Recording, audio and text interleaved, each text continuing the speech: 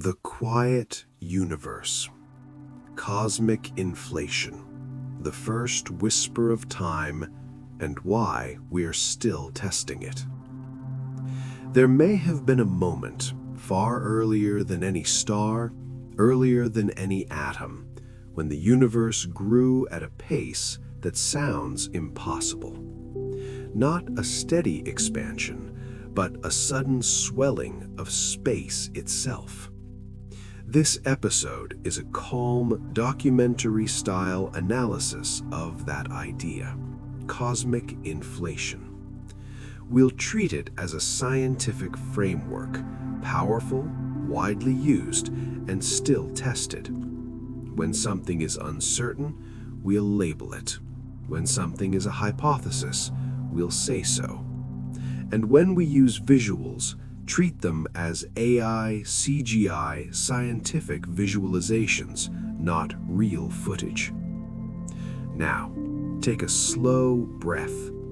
Inflation is not a story about explosions. It is a story about geometry. It's a proposal that in the earliest fraction of a second, the universe underwent a brief period of accelerated expansion. That brief period could explain several otherwise puzzling features of the cosmos we see today. Why the universe looks so nearly flat, why regions far apart look so similar in temperature, and why tiny quantum fluctuations could become the seeds of galaxies. That is the promise. But a promise is not the same as a final verdict. Inflation has many versions, and cosmology has a discipline. A model earns trust by surviving tests, not by sounding elegant. Tonight, we'll move slowly through 4 layers. First, the why of inflation, what problems it was designed to address and why those problems matter. Second, the how of inflation in broad terms, what it means to expand space rapidly and how that changes causal contact. Third, the evidence landscape, what observations inflation explains well, what it predicts, and what we have measured so far. And fourth, the open questions, why some details remain unsettled and what future measurements, especially of polarization patterns in the cosmic microwave background, could reveal. A gentle engagement question to set the rhythm. Do you find it more satisfying when a theory explains multiple mysteries at once, or do you prefer smaller, incremental explanations that feel less ambitious? If you'd like, leave a comment. Now, let's begin with the calm motivation. In the early 20th century, cosmology began to look outward. Galaxies were mapped, redshifts were measured. The idea of an expanding universe took hold. Then, as measurements improved, a deeper question formed. What initial conditions would an expanding universe need to look like ours? Here is one of the quiet puzzles. The universe looks remarkably uniform. The cosmic microwave background, the afterglow of the early universe, has nearly the same temperature in all directions with tiny fluctuations. But in the simplest non-inflationary picture, widely separated regions of that background should never have been in contact. They should not have had time to agree on a common temperature. This is called the horizon problem. It is not a complaint about heat. It is a complaint about causality. There is another puzzle, flatness. In general relativity, spatial curvature can be positive, negative, or near zero. Over cosmic time, many trajectories lead away from near flatness, unless the initial conditions are tuned extremely close to flat. Yet our universe appears very close to flat. This is called the flatness problem. It is not proof of inflation. It is a motivation, a sign that something early may have stabilized the geometry. And there is a third puzzle: unwanted relics. Some particle physics ideas predict heavy relics or defects that would be overproduced in a hot early universe. A brief, dramatic expansion could dilute such relics. This is often called the monopole or relic problem. Again, not a proof, just another motivation. Inflation was proposed as a way to address these problems with one geometric move. A brief era where the expansion accelerates, stretching space so quickly that regions now far apart were once close enough to equilibrate. Curvature was driven toward near flatness, and relics were diluted. That is the core story. Now, keep the tone gentle. We are not claiming that inflation must be true because it is useful. We are saying it is a compelling framework because it solves several early universe puzzles in a unified way. In the next file, we'll build the simplest intuitive picture: what accelerated expansion means and how it changes what can be in causal contact. For now, just hold one image: a tiny patch of space becoming enormous, not by moving through space, but by space itself stretching. And if your mind wanders, that's fine. This is an episode you can drift in and out of and still return to the main thread. Before we go deeper, one small reassurance. Inflation can sound like something that belongs to science fiction because it involves extreme conditions. But the way scientists handle it is surprisingly grounded. They treat inflation as a set of mathematical models that must reproduce real sky data. They do not need to believe inflation in a personal sense. They test it. And the tests are not vague, they are statistical fingerprints: the shape of the CMB spectrum, the correlations between temperature and polarization, and the detailed distribution of structure. So even when inflation feels abstract, its relationship to evidence can be concrete. Another calm point: inflation does not replace the Big Bang. It is often described as an extension of the Big Bang story, an early chapter that sets initial conditions. The hot, dense evolution after reheating is still the standard narrative for how light elements formed and how the CMB was released. If you ever see claims that inflation debunks the Big Bang, treat that as confusion. In mainstream cosmology, inflation is typically integrated into the Big Bang framework, not opposed to it. Now, we can move forward without urgency. We will not try to force certainty. We will simply build a clear picture of what inflation is trying to do, what it predicts, and how the sky has responded so far. In the next file, we'll sharpen one key intuition: why an accelerated expansion can make the universe look uniform without requiring distant regions to communicate later. For now, just keep the pace slow. The early universe is not a place to rush. To understand inflation, we don't need advanced equations. we need one calm distinction. Motion through space is not the same as the expansion of space. When we say galaxies recede, we do not always mean they are flying through space like debris. We often mean the metric, the rule that defines distance, changes with time. Space expands. Distances grow. Inflation is the claim that, very early on, this expansion temporarily accelerated. In ordinary expansion, the scale factor grows, but the growth rate can slow.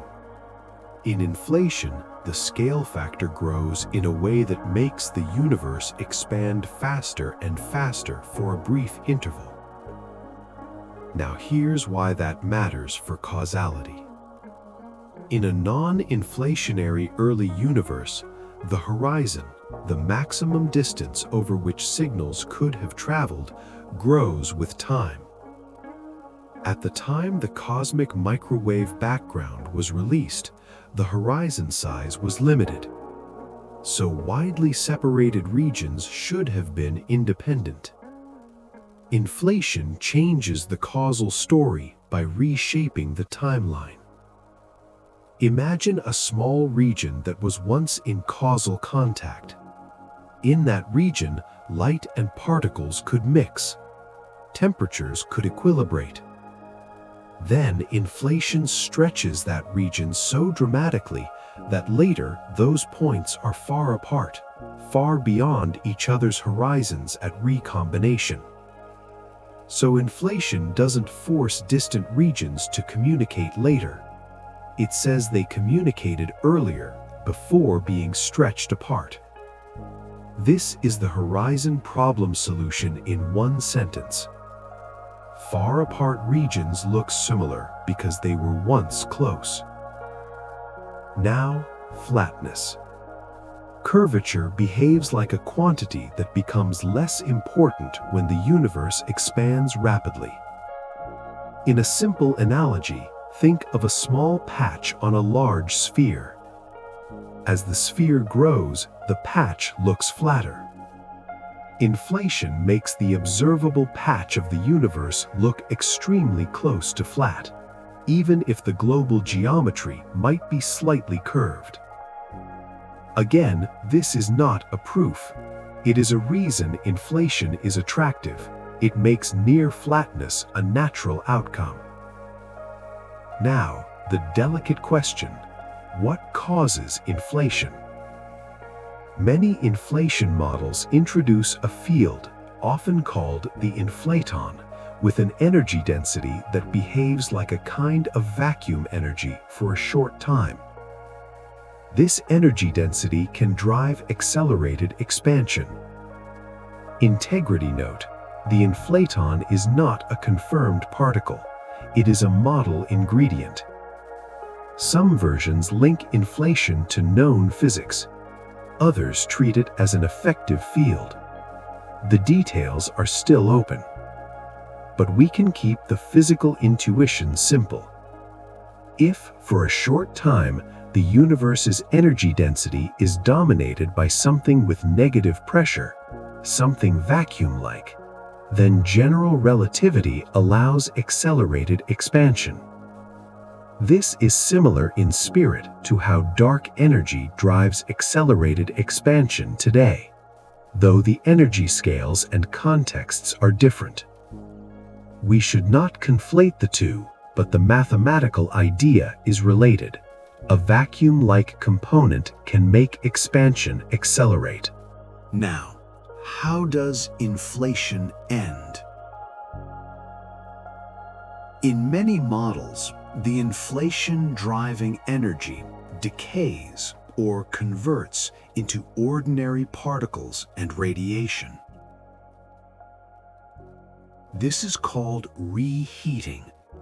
It sets the initial hot conditions for the conventional Big Bang evolution. Integrity note: reheating is not directly observed. It is inferred as the bridge between inflation and the hot early universe we know from nucleosynthesis and the cosmic microwave background. Its details, how efficiently it happens, and at what energy scale are still uncertain. Now, the part that makes inflation more than a geometric patch, its predictions for fluctuations. During inflation, quantum fluctuations in fields can be stretched to cosmic scales. When inflation ends, these fluctuations become classical density perturbations, slight over and under densities. Later, gravity amplifies them into the cosmic web, galaxies, clusters, and voids. This is perhaps the most celebrated aspect of inflation.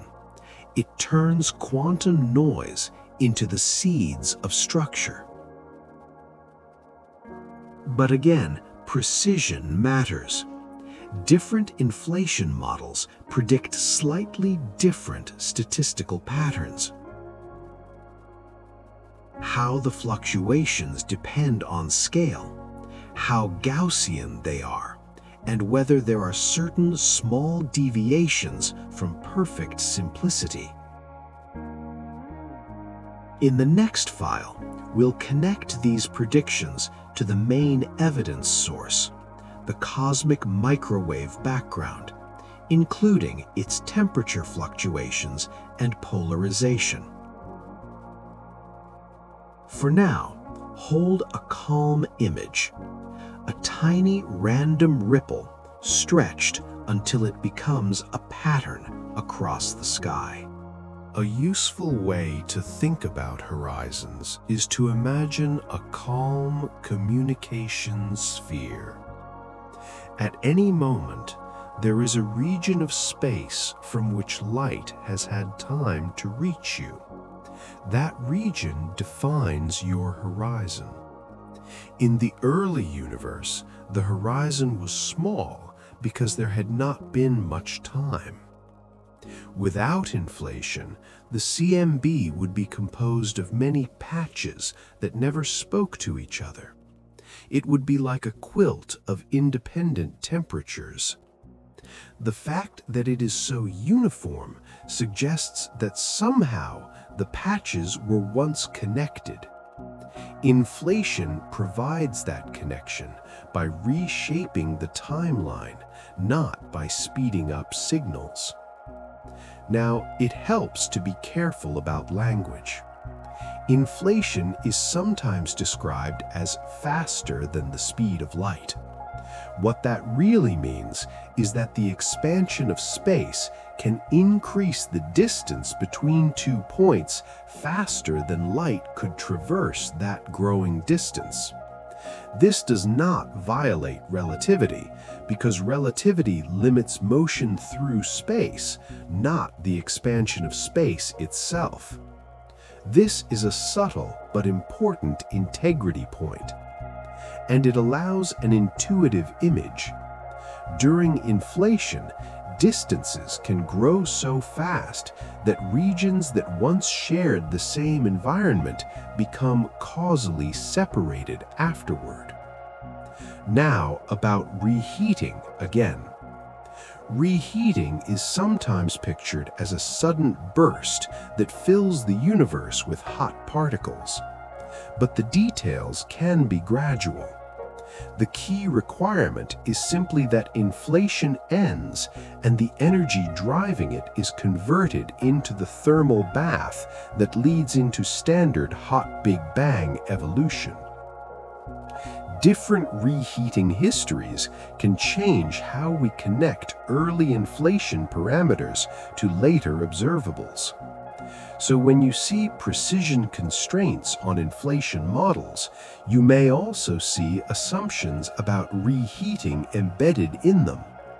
That's not a flaw. It's a reminder that cosmology is an inference chain. Now, a gentle engagement question.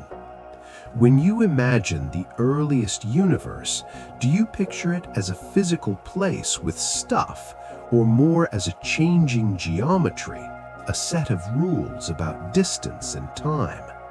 Comment below if you'd like. Next, we'll take the step from geometry to evidence, what we actually see in the cosmic microwave background and why it matters.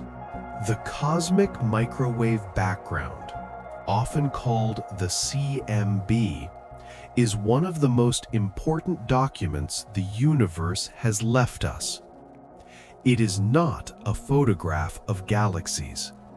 It is a map of tiny temperature differences on the sky, imprinted when the universe was about 380,000 years old, when atoms formed and photons began traveling freely.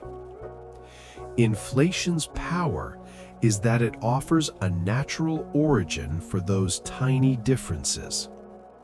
Here is the calm chain. Quantum fluctuations during inflation become curvature perturbations. Those perturbations become density variations, and those variations leave an imprint as temperature anisotropies in the CMB. What do we observe? We observe that the CMB fluctuations are very small in amplitude, nearly scale invariant, meaning similar power across a range of scales with a slight tilt, and close to Gaussian, meaning their statistics are close to a simple random field with only small or constrained deviations. These properties are not unique to inflation, but they are broadly consistent with the simplest inflationary predictions. This is why inflation is widely considered successful at the level of explaining the broad shape of the CMB power spectrum. Now, about that tilt. Inflation does not necessarily predict a perfectly scale invariant spectrum. In many models, the amplitude of fluctuations changes slightly with scale. This produces a spectral index a little less than 1. Measurements of the CMB have found a tilt consistent with this general expectation. This is a good example of a calm claim with support. We can say that the observed tilt aligns with simple inflationary expectations, but we should not say it uniquely proves inflation. Now, there is another important observable: polarization. CMB light is slightly polarized because of the way photons scattered off electrons in the early universe. Polarization patterns can be decomposed into two types: E modes and B modes. E modes are produced readily by density perturbations. They are well measured. B modes are more subtle. They can be produced by gravitational lensing, when large-scale structure bends the CMB light. But B modes can also be produced by primordial gravitational waves, which some inflation models predict. And here is the key. A detection of primordial B modes would be a strong clue about inflation's energy scale and dynamics. Integrity note: primordial B modes have not been cleanly detected in a definitive way as of the general consensus in cosmology through mid-2025. Experiments have placed increasingly strong limits, and the search continues with careful attention to foreground dust and systematic contamination. So we must treat B modes from inflation as a target, not as a confirmed result. Now, why is it hard? because the sky has foregrounds. Our galaxy has dust. Dust emits polarized light. If you are not careful, dust patterns can mimic the signal you seek. This is why the B-mode story is a lesson in scientific integrity. The community has learned to demand multi-frequency confirmation, careful modeling, and replication. So in our tone tonight, we can say that B-modes are an ongoing test of inflation, and that future instruments may sharpen that test.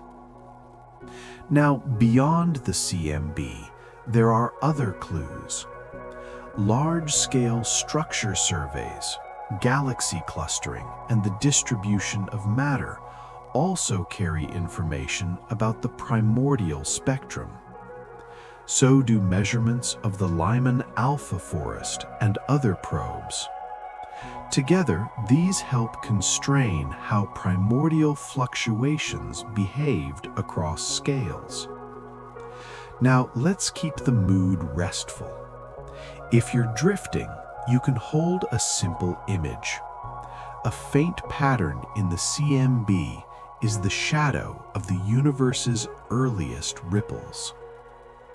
Engagement question. Does it surprise you that the biggest cosmological questions are tested not by giant objects, but by tiny fluctuations? Differences in temperature so small, we need exquisite statistics to see them. If you'd like, comment below. In the next file, we'll explore the model zoo problem. Inflation is a framework with many versions. Why does that matter? And how do scientists decide which versions remain plausible? Another calm piece of evidence is not just the existence of fluctuations, but their coherence. In the CMB, we see a series of acoustic peaks. These peaks are the imprint of sound waves in the early plasma. Their pattern shows that the primordial perturbations were coherent in phase across large scales, meaning the ripples were set up in a synchronized way. Inflation naturally produces this kind of phase coherence because the fluctuations originate from a quantum process stretched by the same expansion. Some alternative scenarios have a harder time producing the same coherence without additional structure. Again, this is not a claim of uniqueness. It is a claim of compatibility and elegance. Inflation makes the observed coherence feel natural. Now, polarization adds an independent dimension of evidence. E-mode polarization has been mapped and cross-correlated with temperature anisotropies. Those correlations match the standard cosmological picture remarkably well. This coherence between temperature and polarization strengthens the overall story of primordial perturbations evolving through recombination. And this matters for inflation because inflation is one candidate for the origin of those perturbations. Now, a gentle clarification about the B-mode search. There are two sources of B-modes: lensing B-modes produced later by the cosmic web, and primordial B-modes that would be produced early by inflationary gravitational waves. The lensing B-modes have been observed. The primordial component is the difficult target. So when you hear about B-modes, it's always worth asking which ones. The scientific community is careful about this distinction, and we will be too. If primordial B-modes are detected, they would act like a fossil record of inflation's energy scale. If they are not detected, the fossil record would tell us inflation, if it happened, may have been quieter in gravitational waves than some models predict. Either way, the B-mode program is a disciplined search, not a dramatic guessing game. Next, we'll talk about the model landscape and why many models is both a challenge and a normal phase of scientific narrowing. Inflation is sometimes criticized for having too many versions. This is not an empty complaint. If a framework can be adjusted to fit almost anything, it loses predictive power. So it's important to talk about the inflation model space calmly and honestly. In the simplest language, inflation is not one theory. It is a family of theories. Different models differ in the shape of the inflation potential, the number of fields involved, how inflation ends, how reheating proceeds, and what kinds of fluctuations are produced. Some models predict a larger primordial gravitational wave signal. Some predict a smaller one. Some predict subtle non-Gaussian patterns. Some predict nearly perfect Gaussianity. So, how do scientists manage this? They do two things. First, they focus on robust predictions of broad classes, near-scale invariance, near Gaussianity, and a specific relationship between the spectral tilt and slow roll parameters in simple models.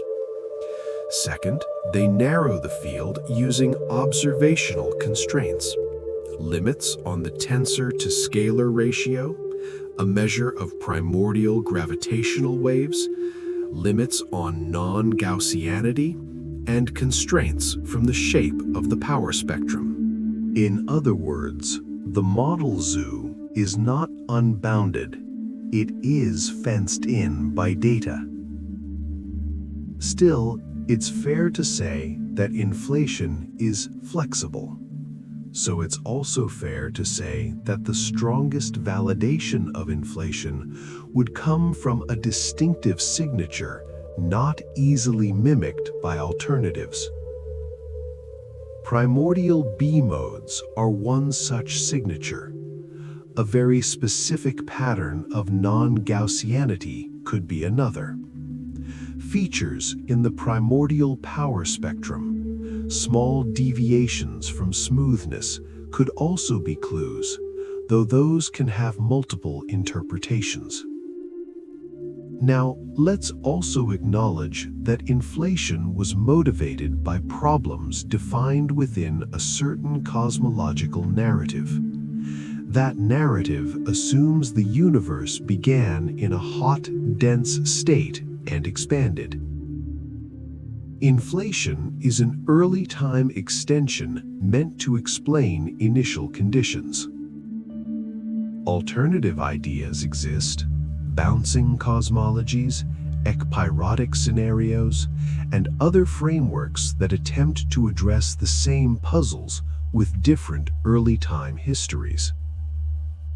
Integrity note: these alternatives are active research areas, but none have displaced inflation as the dominant framework in mainstream cosmology, largely because inflation fits current data well and alternatives face their own challenges.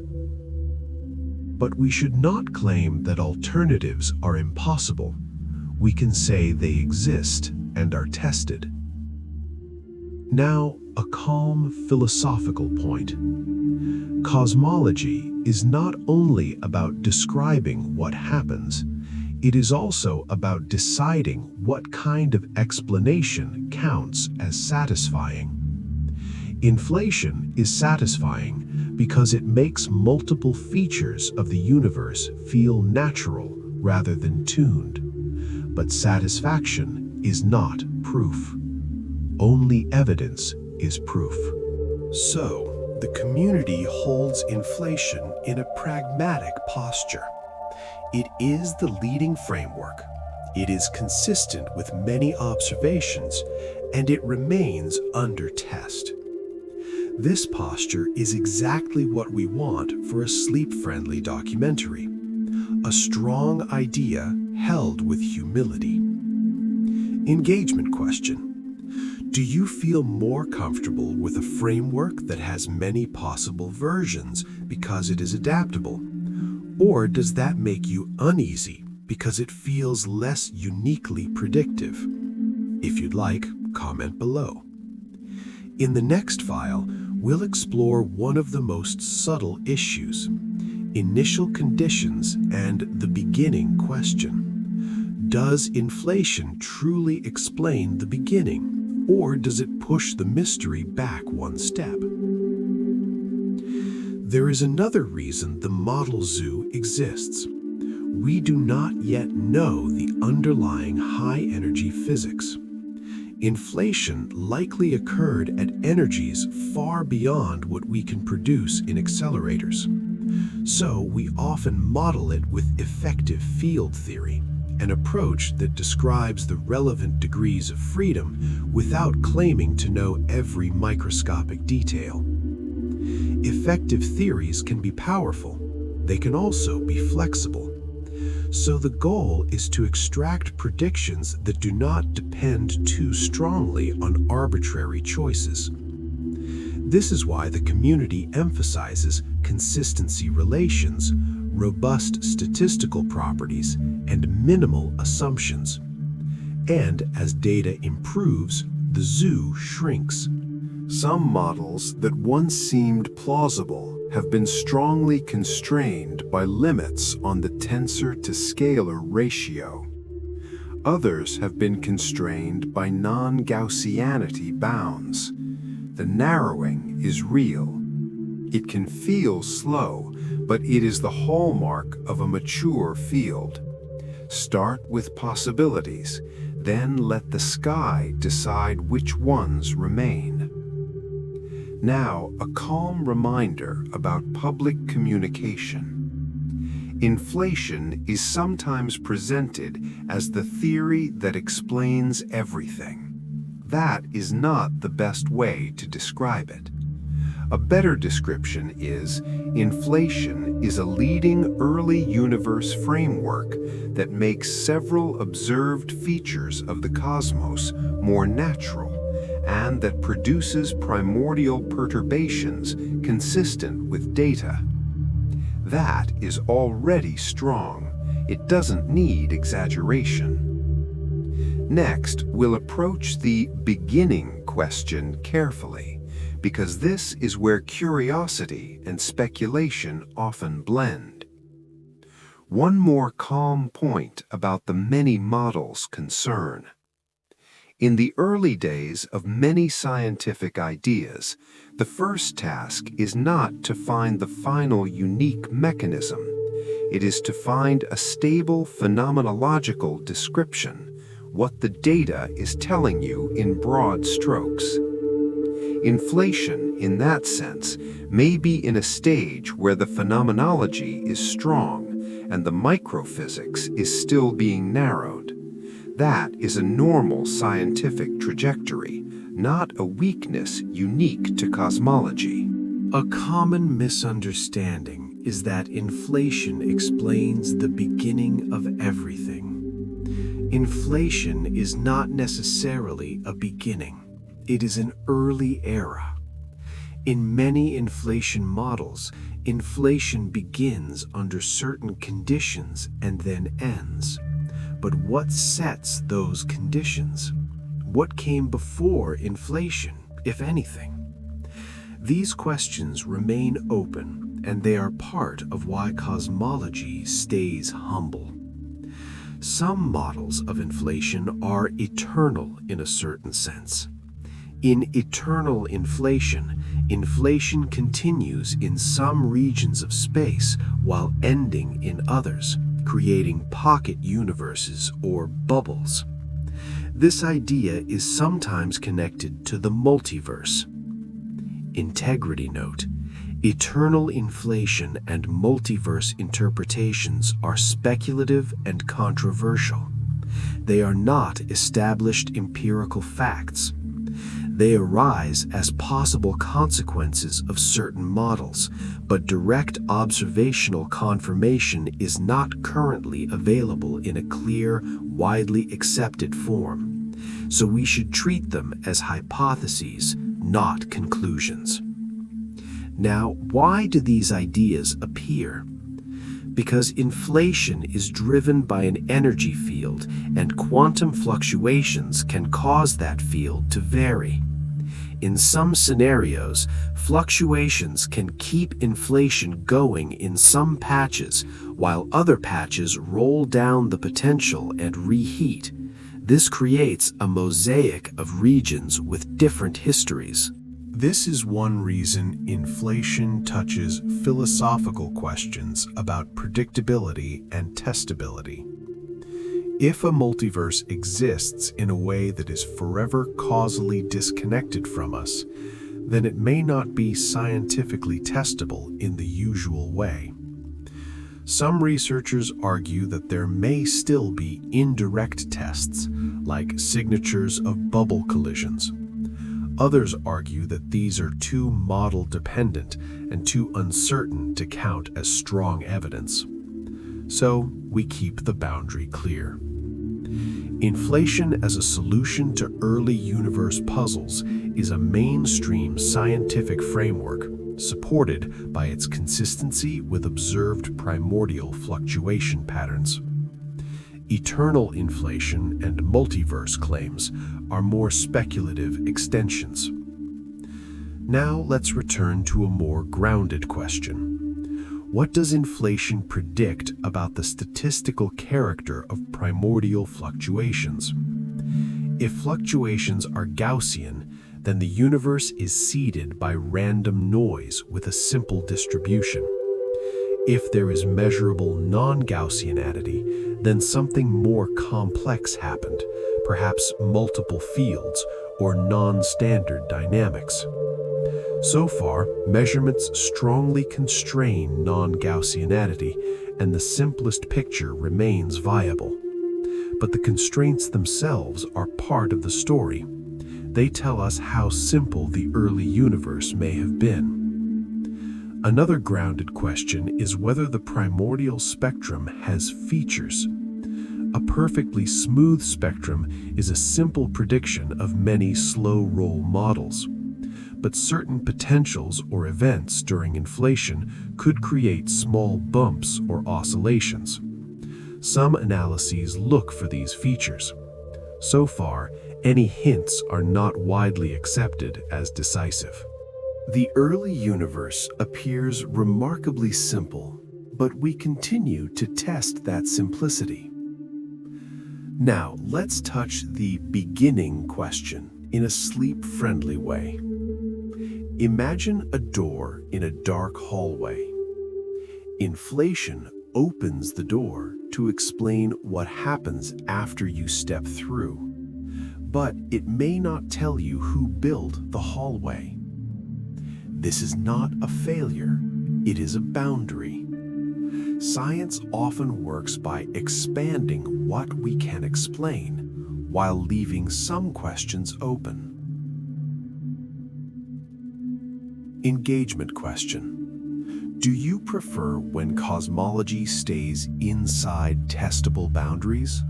Or do you enjoy when it gently explores speculative edges, as long as it labels them clearly? Comment below.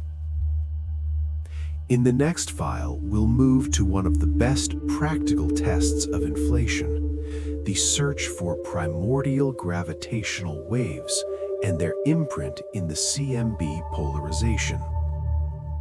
It's also worth noting that even within inflation, different thinkers interpret the beginning differently.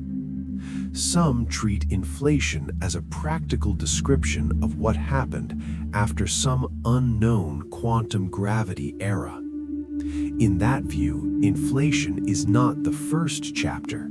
It is the first chapter we can model with confidence. Others aim for models where inflation emerges from more fundamental principles, perhaps connected to quantum cosmology or a deeper theory of space-time. These efforts are ambitious and not yet settled. And some alternatives aim to avoid an inflationary phase altogether by proposing a different early history, a contraction followed by a bounce, for instance. These scenarios can, in principle, address some of the same puzzles, but they face their own challenges in matching detailed data. So the beginning question is still open in a real sense. Now, because this channel is sleep-friendly, we don't need to chase every speculative branch. We can hold one honest conclusion. Inflation is a powerful explanation for several early universe puzzles, but it does not remove all mystery about what came before. Mystery remains, but it is bounded. It sits behind a wall of physics we have not yet fully built. Quantum gravity, the earliest initial conditions, and the deep structure of space-time. And that's okay. Engagement question. Do you find it comforting that science is willing to say, "We don't know yet," at the deepest boundary? Or do you find it frustrating? Comment below if you'd like. Next, we return to the strongest testable frontier, primordial gravitational waves, and the careful, multi-decade effort to detect them. If you want one clean observational target for inflation, it is this: primordial gravitational waves. In many inflation models, the rapid expansion amplifies quantum fluctuations, not only in density, but also in space-time itself. Those space-time fluctuations are primordial gravitational waves. If present at a sufficient level, they could leave a specific imprint on the CMB polarization, a B-mode pattern at large angular scales. This is why the B-mode search matters. It is not just another measurement, it is a window into the energy scale of inflation. However, we must keep our integrity rule. The B-mode story is difficult because the signal could be very small. Foreground dust polarization can mimic it, and instrumental systematics can contaminate it. So the path to discovery, if it comes, will be slow. Multi-frequency observations, cross-instrument replication, and careful separation of lensing B-modes from primordial ones. Now, lensing B-modes. Even if inflation produced no primordial gravitational waves, we would still see B-modes created by gravitational lensing. As CMB photons travel to us, large-scale structure bends their paths and converts some E-mode polarization into B-modes. This lensing signal has been detected and studied. To see primordial B-modes, experiments often need to de-lens, to subtract the lensing contribution using maps of the matter distribution. That is an advanced technique and a testament to how mature cosmology has become. So, even without a primordial detection, the B-mode program teaches us about structure and measurement. Now, what would a detection mean? A robust detection of primordial B-modes would provide evidence for a background of inflationary gravitational waves, a measurement of the tensor to scalar ratio, and constraints on inflation models, ruling out many potentials while supporting others. But we must keep the label. It would be evidence for a certain class of inflation-like dynamics, not necessarily a unique single model. Now, If primordial B modes remain undetected as limits improve, that also teaches us something. It would push inflation energy scales lower or favor models with small tensor signals. In a calm view, non-detection is still knowledge. Now, a related target is the running of the spectral index. Does the tilt change with scale? Many simple models predict little running. Some more complex models predict more. So, as observations improve, running becomes another quiet discriminator.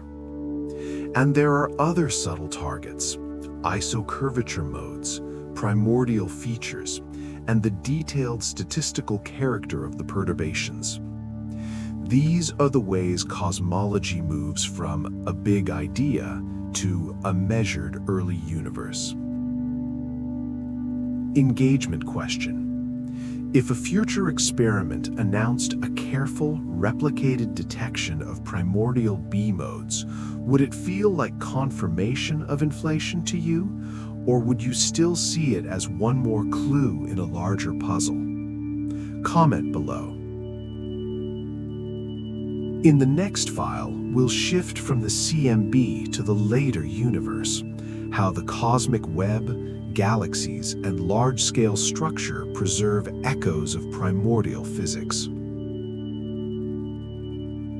There is also an important connection between primordial gravitational waves and the overall simplicity of inflation. In simple single-field slow-roll models, there are relationships between the tilt of the scalar spectrum, the amplitude of tensor modes, and the shape of the inflation potential. So a measurement of the tensor to scalar ratio would not just be a number, it would strongly constrain what the inflation potential could have looked like. This is why the B-mode program is sometimes called an inflation microscope. But microscopes require clean samples. Foreground dust is the largest contaminant at the relevant sky scales. That is why experiments observe in multiple frequency bands. Dust has a different frequency dependence than the CMB. So, if a signal is truly primordial, it should appear consistently across bands in a way dust does not mimic. This multi-frequency approach is one of the most important integrity safeguards in the whole field. There are also instrumental systematics, beam asymmetries, polarization angle calibration, and subtle detector effects. This is why independent experiments matter. A discovery claim becomes strong only when it survives different hardware and different pipelines. So, for our channel, we keep the language measured. The primordial B-mode search is one of the most important open tests of inflation, and it is progressing carefully. Next, we'll look at how the later universe carries an echo of primordial conditions, and how structure surveys help constrain early physics in a complementary way. There is also a quieter benefit to the B-mode effort. It has driven enormous innovation in instrumentation and data analysis. Even when the target is difficult, the process improves our ability to measure the sky's polarization with unprecedented control. That capability will remain valuable regardless of the final tensor amplitude. So the program is not wasted if it yields limits. Limits are information. The universe is old enough that the earliest fluctuations have grown into structure. Where the CMB shows tiny temperature differences, the late universe shows galaxies, clusters, filaments, and voids. This network, the cosmic web, emerged as gravity amplified primordial seeds. Inflation's role here is indirect but important. The shape of the primordial power spectrum influences the distribution of structure today. Large-scale structure surveys measure the clustering of galaxies, the distribution of matter through weak lensing, and the BAO standard ruler. These observables help constrain the same primordial spectrum measured by the CMB, but across different scales and epochs. In calm terms, the CMB is the early document. Large-scale structure is the later handwriting on the same page. Now, there are subtle complications. Galaxies are biased tracers of matter. They form in halos, and their distribution does not perfectly match the underlying dark matter distribution. So, interpreting galaxy clustering requires modeling astrophysics. Weak lensing is more direct because it traces mass, but it has its own systematics. Shape measurement biases, photometric redshift uncertainties, and intrinsic alignments. So, late-time probes are powerful but complex. They are not cleaner than the CMB. They are complementary. Now, why does this matter for inflation? Because inflation is constrained not only by the CMB, but also by how structure grows. For example, a model that produces too much power on small scales could lead to early overproduction of structures. A model that produces too little would struggle to form the observed cosmic web in time. So, the growth history acts as a filter on possible primordial spectra. There is also an important consistency condition. The same initial conditions should explain both CMB anisotropies and large-scale structure within a coherent cosmological model. When tensions appear between early and late probes, like certain S8 or lensing-related tensions discussed in cosmology, researchers explore whether they are systematics or hints of new physics. These are separate from inflation, but can influence how we interpret the overall model. Integrity note: these late-time tensions are active research areas and not settled signs of new physics. They demonstrate the same theme as our previous episode. Precision reveals discomforts that require careful work. Now, a sleep-friendly image is: imagine the early universe as a calm pond. Inflation seeds tiny ripples. The universe expands. Time passes.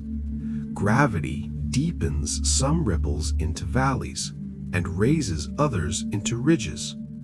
And billions of years later, we see those ridges and valleys as filaments and voids. The pattern is different, but the origin remains. Do you feel more connected to the early universe when you think about the CMB, ancient light, or when you think about the cosmic web, structures you can visualize as shapes in space? Comment below. In the next file, we'll return to the biggest conceptual question: testability. What would make inflation truly confirmed, and what would make it merely useful? There is a quiet virtue to large-scale structure. It gives us volume. The CMB is a surface, the last scattering surface. Large-scale structure gives us a 3D map across redshift. That means inflation's predictions can be tested across a wider range of scales and times. For example, if inflation produced a specific running of the spectral index, that running might show up as subtle differences in clustering at different scales. If inflation produced features, those might appear as small oscillations or anomalies in the matter-power spectrum, though astrophysical effects can complicate interpretation.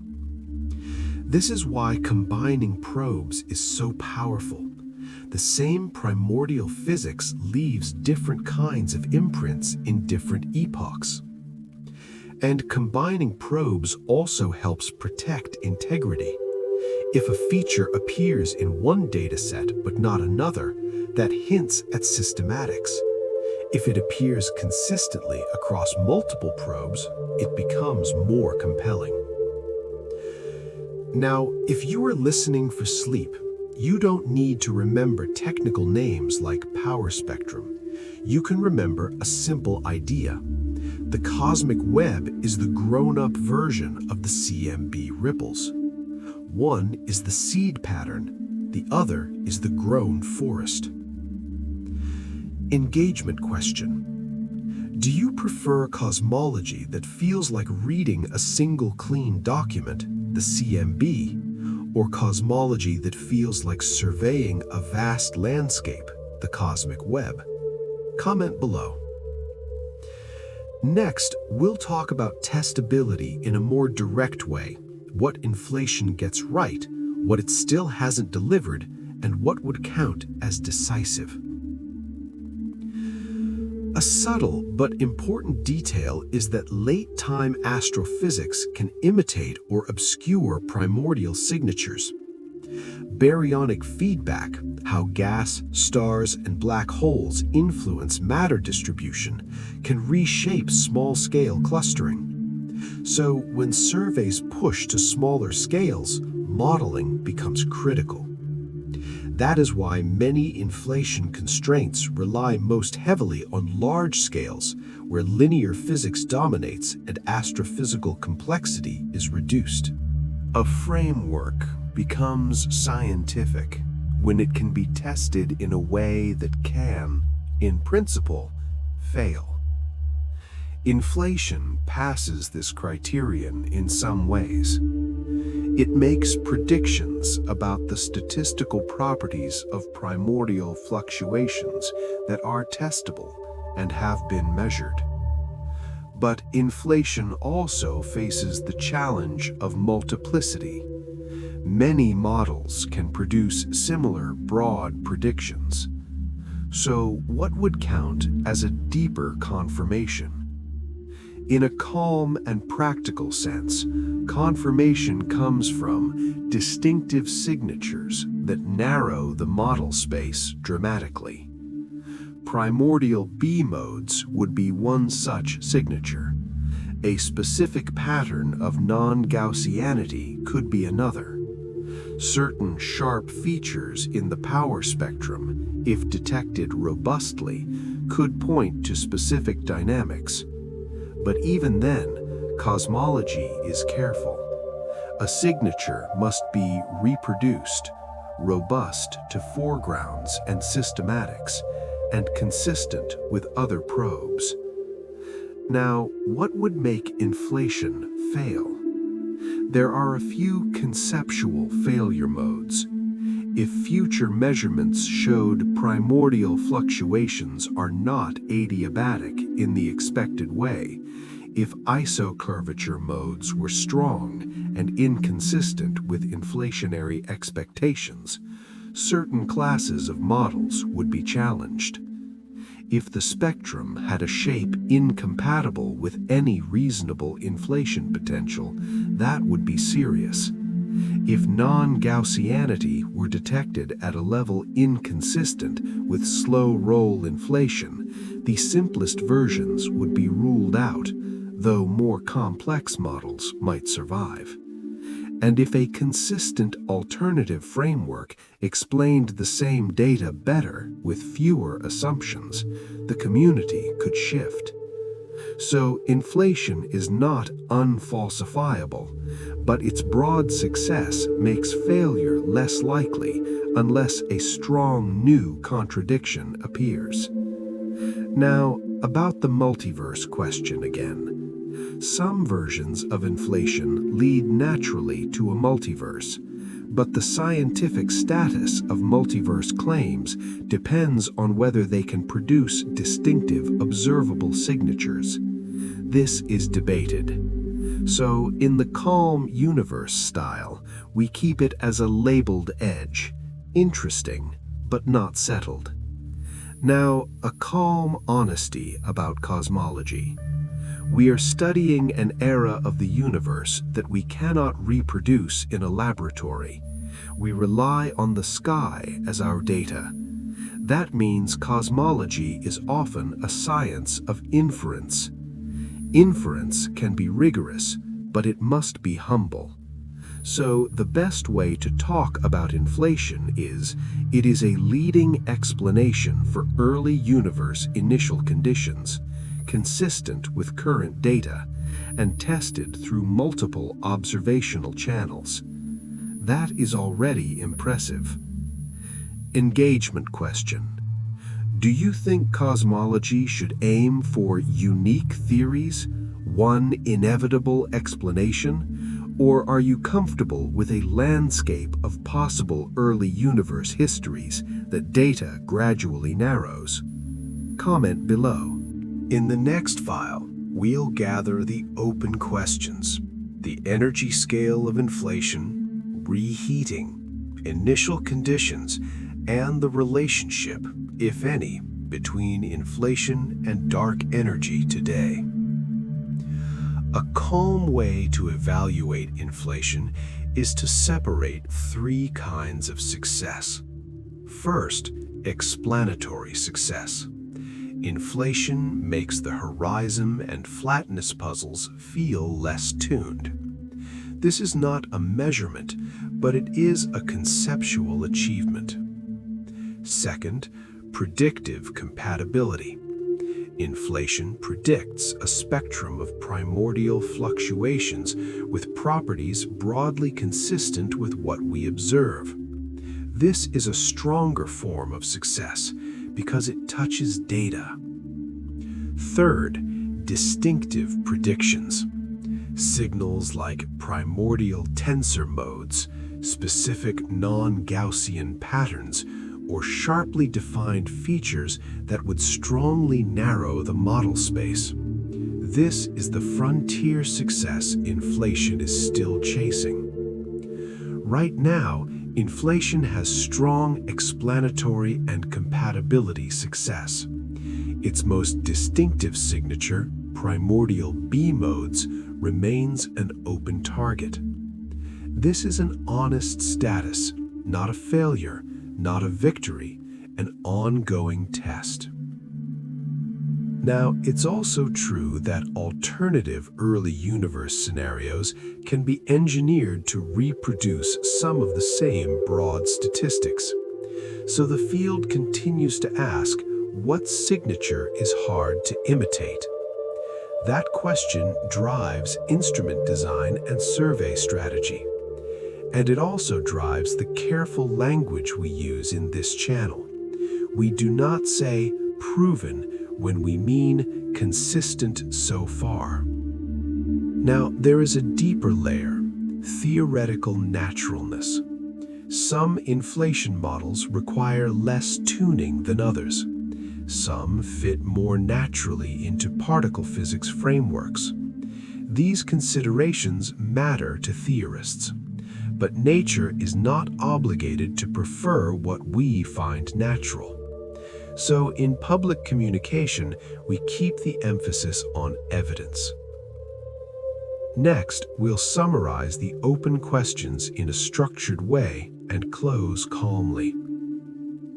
If you want a practical red flag for sensational inflation coverage, it is when an article jumps from consistent with inflation to inflation confirmed. Consistency is a milestone, but confirmation in cosmology usually requires a distinctive signal, multiple independent detections, and a coherent fit across many probes. This is not skepticism for its own sake. It is how we protect discovery from wishful interpretation. A gentle way to hold the current status is like this. Inflation is the simplest story that fits the broad facts. And the next step is to see whether nature offers a signature that makes the story less interchangeable with alternatives. That is what the coming decade of polarization and large-scale surveys is designed to test. Even if inflation is broadly right, there are open parameters and open stories. One major open question is the energy scale. If primordial gravitational waves are detected, they would help pin down that scale. If they are not detected and limits tighten, the scale becomes bounded from above and many models become less plausible. Another open story is reheating. Reheating is the bridge between inflation and the hot Big Bang. It determines how the inflaton's energy becomes ordinary particles. It may influence details like how long the universe was effectively matter-like or radiation-like after inflation, and which particle species were produced. Because reheating is not directly observed, it remains a major uncertainty.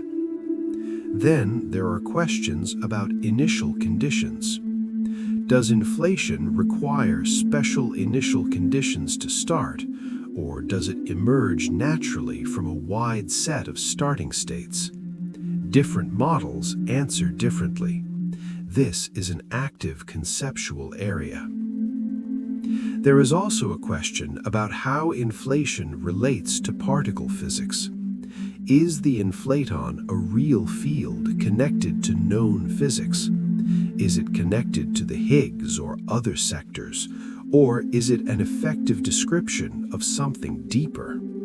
These are not solved. And then there is the almost poetic question, is there a relationship between inflation and dark energy?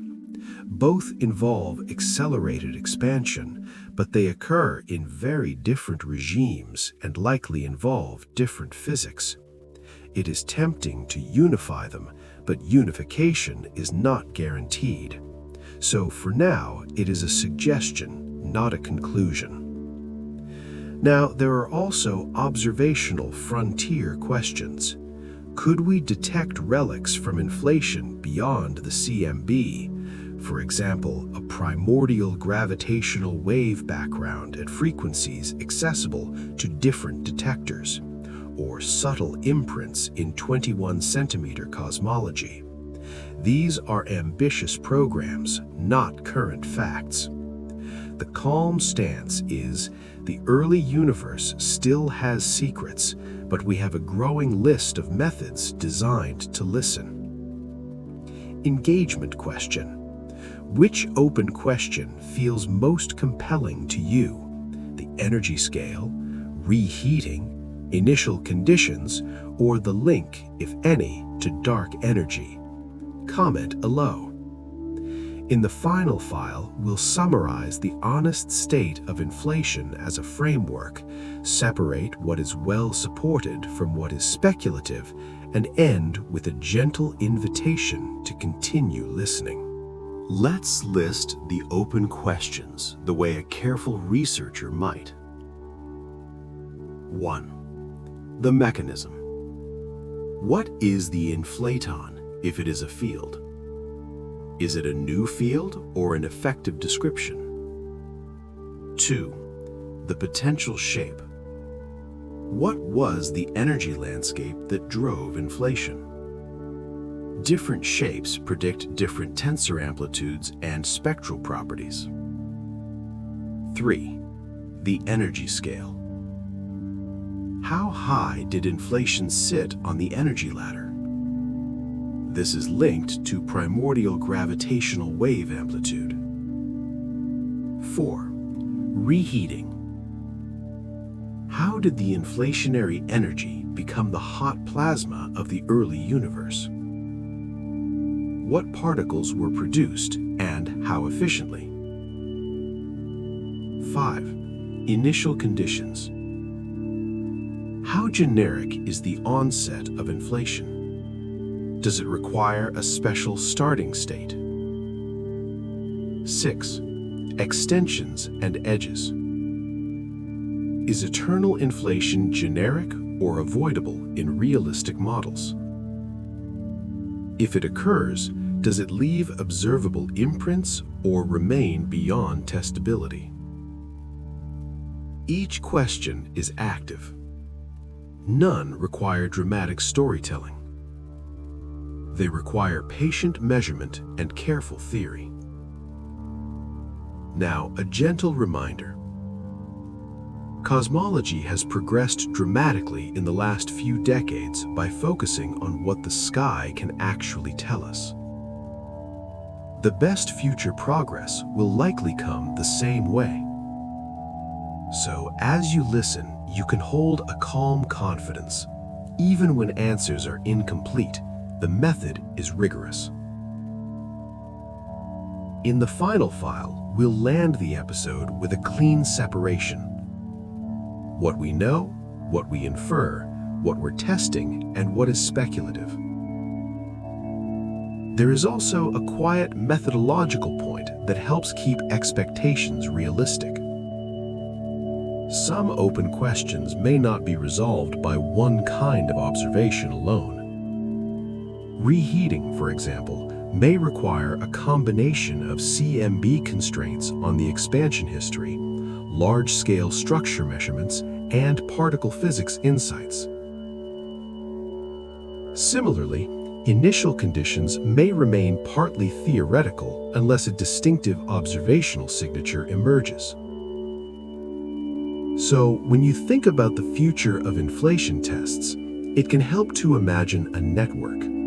Different probes constrain different pieces, and the full picture emerges from their intersection.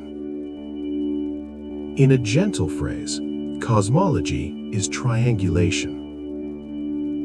And triangulation takes time, not because scientists move slowly, but because nature is subtle.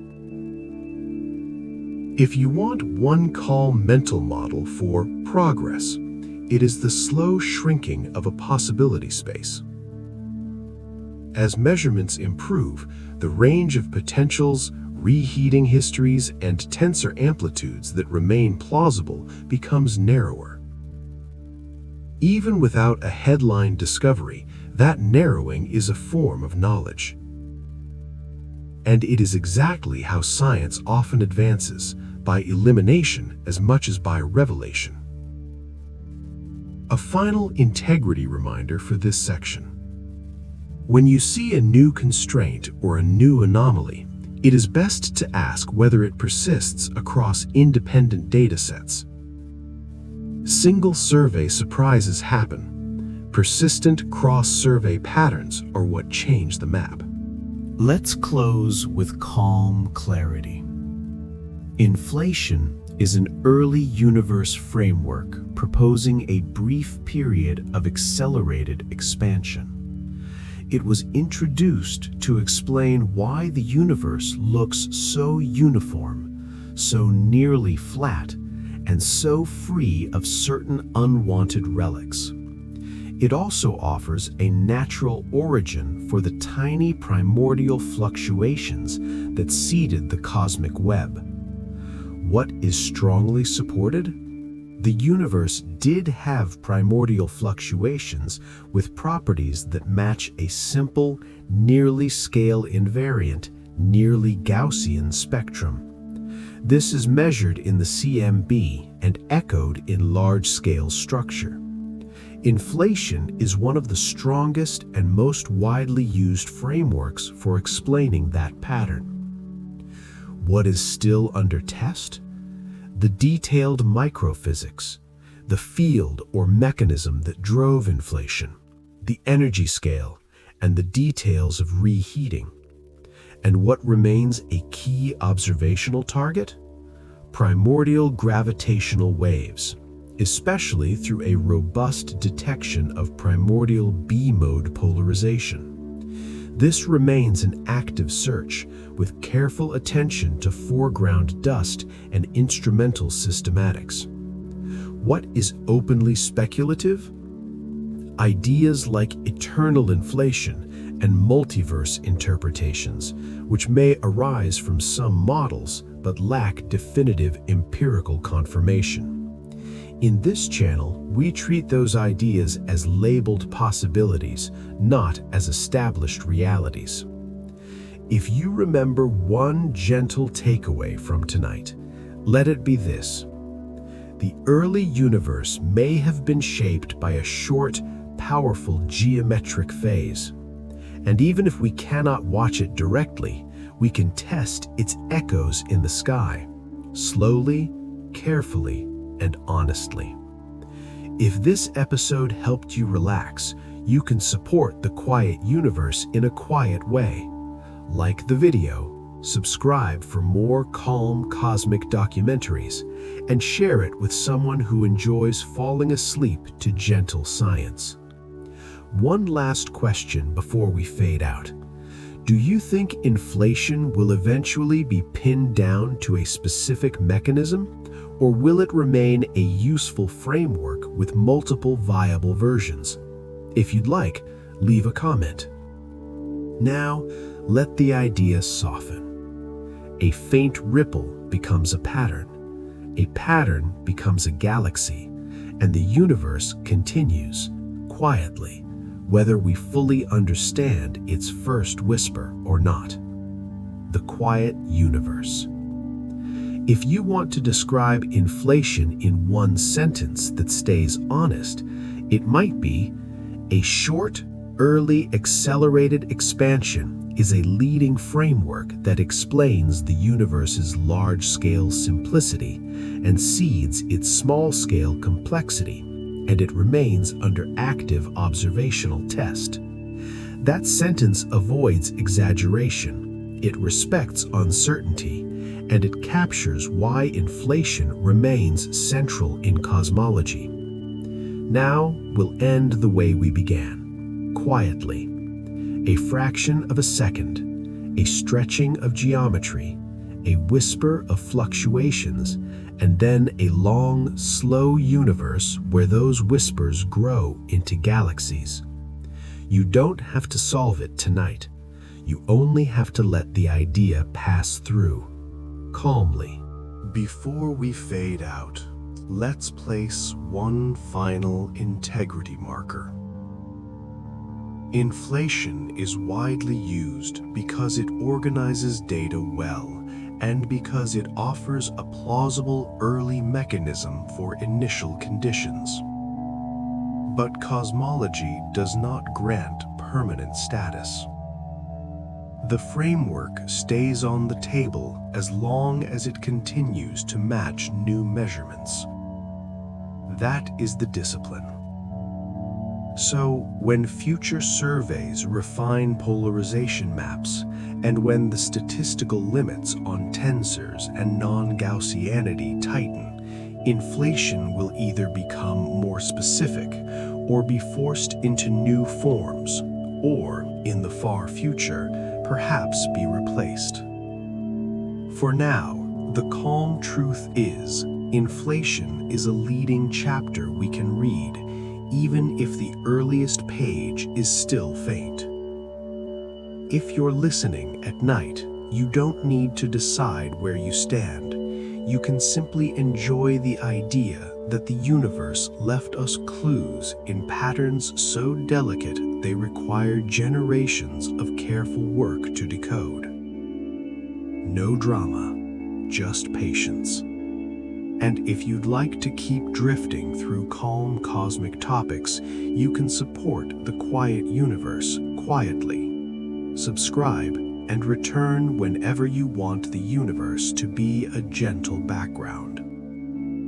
One last soft image to end the episode. Imagine the early universe as a dark room. Inflation, if it happened, was the moment the walls quietly expanded so quickly that the walls moved away faster than you could walk. Then the lights came on, reheating, and everything that followed, atoms, stars, planets, unfolded in a room whose size had already been set. It is a strange picture, but it is also a testable one, because the room's earliest textures remain imprinted in the sky. And if you're the kind of listener who likes a clear boundary, here it is.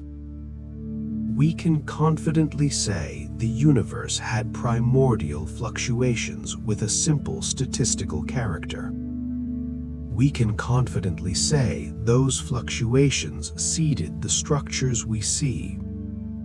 We can reasonably infer that an early mechanism like inflation is a strong way to produce those fluctuations and to address early puzzles. We do not yet have a definitive primordial gravitational wave detection. That is the honest state. If you want more episodes like this, quiet, careful, and designed for sleep, you can support the channel by subscribing. No rush. Just return when you want the universe to be a gentle background again. If you enjoy listening with your eyes closed, you can also imagine every visual in this episode as a gentle CGI illustration. A slow, expanding grid, a soft ripple turning into a pattern, and a distant sky glow with faint polarization textures. Nothing is presented as leaked footage, only careful visualization. Now we can let the thought fade. Good night.